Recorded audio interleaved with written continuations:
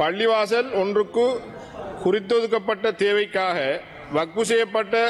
சொத்துக்களை வேறு எந்த தேவைகளுக்காகவோ அல்லது வக்ஃபு சட்டத்திற்கு அமைவாக அக்காணி வேறு தேவைகளுக்கு சுவீகரிக்கப்பட முடியாது என்பதை அவர் அறிவாரா? மாவட்டம்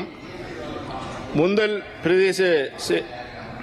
பிரிவின் கொத்தாந்தீவு கிராம அதிகாரி பிரிவில் கொத்தாந்தீவு முஹைதீன் ஜும்மா பள்ளிவாசலுக்கு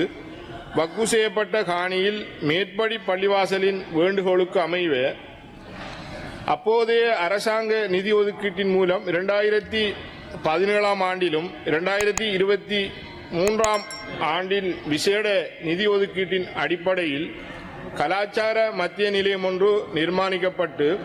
2024 மார்ச் மாதம் அளவில் வேலைகள் முழுமையாக பூர்த்தி செய்யப்பட்டாலும் கூட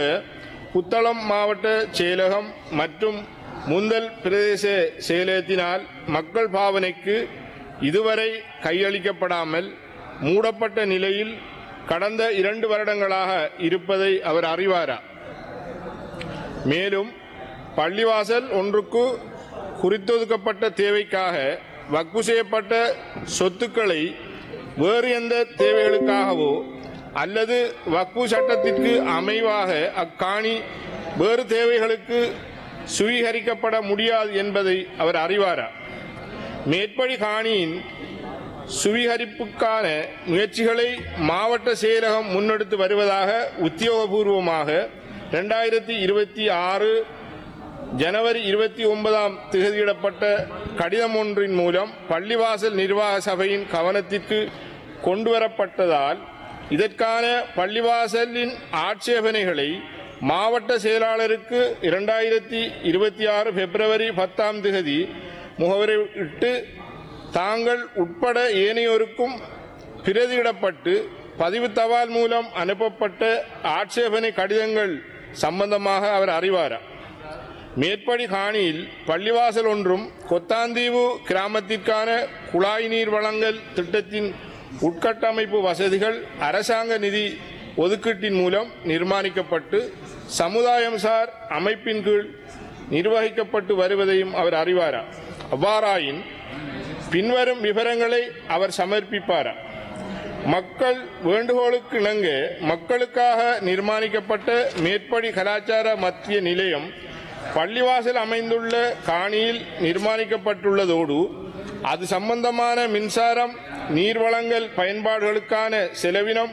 பள்ளிவாசலினால் செலுத்தப்படுகின்ற அதே வேளை அந்த நிலையத்திற்கான உள்ளக பாதைகளும் பள்ளிவாசலினால் அபிவிருத்தி செய்யப்பட்டிருக்கின்ற நிலையில்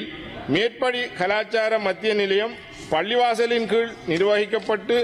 பராமரிப்பதற்கு தடையாக உள்ள காரணங்கள் மேற்படி